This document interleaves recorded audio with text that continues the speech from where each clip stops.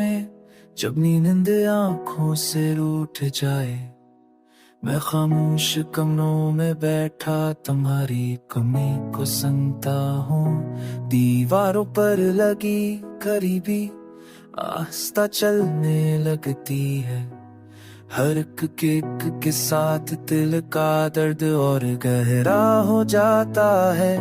तुम्हारी आवाज की नरमी अब भी कानों में ठहरी है, वो अधूरी बातें, वो बेनाम वादे जो वक्त के साथ बिखर गई।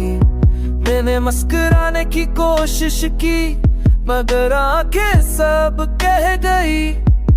ये लोफी सी धड़ जैसे मेरे दिल का हाल सुना रही हो।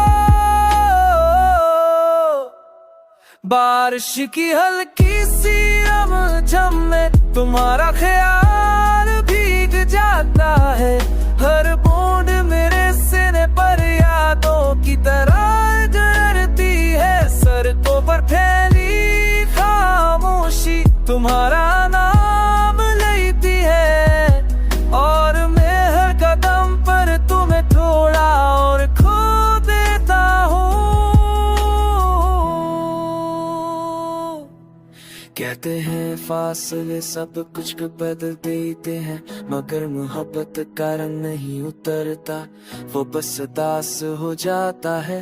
धीमी रोशनी गिरता है, मैंने अपने ख्वाबों को खामोशी में सला दिया है, ताकि जागते लम्हों में तुम्हारी जुदाई ना छुपे।